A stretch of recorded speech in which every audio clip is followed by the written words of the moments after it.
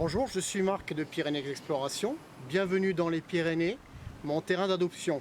Je vous propose tout au long de l'année donc des randonnées thématiques, de la randonnée aqua, des séjours nature et la possibilité également de partir en aventure nordique avec un matériel bien spécifique.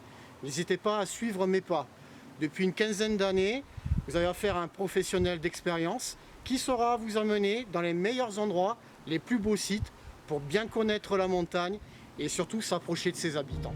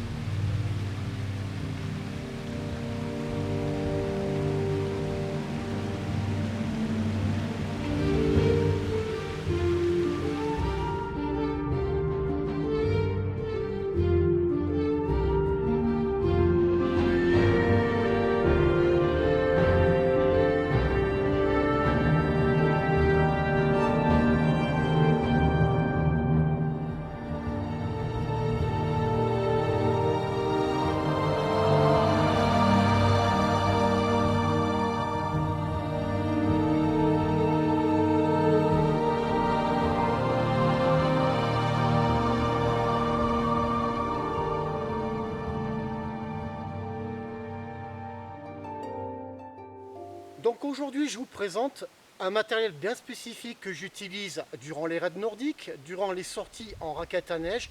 Il s'agit de la pulka. Cette pulka est composée de différents éléments. Elle va nous permettre donc de pouvoir profiter des joies de la neige et aussi de pouvoir transporter un peu de matériel. Découvrons ensemble les différents éléments qui constituent cette pulka. La pulka est donc un traîneau traditionnel d'expédition polaire. Je l'utilise particulièrement sur certains week-ends ou séjours de découverte de la montagne enneigée. Elle est constituée d'abord d'un bac qui est le corps principal du traîneau. Ce bac donc est en plastique rigide et il peut résister à des températures jusqu'à moins 30-40 degrés. On a au fond du bac une planche qui va permettre donc de stabiliser le tout, en l'occurrence ce que l'on va transporter. On peut remarquer aussi qu'à partir du bac, du traîneau, on a des sangles, des lanières qui vont pouvoir permettre de boucler les affaires que l'on va ranger à l'intérieur. Le tout est relié à un système de traction rigide, un système brancard. Lorsqu'on va être dans des descentes, des dévers, ce système va permettre à la pulka d'être stabilisée. Le tout est relié donc à un harnais qui sera sur le corps de la personne qui va tracter le tout. Je viens de disposer donc dans la pulka et notamment dans le bac la housse de transport. Dans la housse de transport, on va pouvoir mettre maximum 40 kg d'affaires, ce qui est déjà assez important. À l'intérieur, donc, on peut y mettre ses sacs de couchage, des matelas, des réchauds, des vêtements tout ce dont on a besoin effectivement lors d'un séjour, d'un week-end que l'on peut passer en montagne hivernale. Le tout s'utilise très simplement comme un grand sac que l'on va fermer. Le tout est étanche avec un tissu très rigide.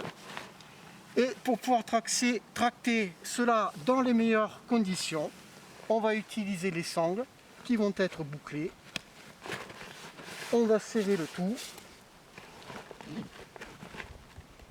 Et on pourra ensuite donc être prêt pour pouvoir tracter l'ensemble et progresser dans notre montagne enneigée.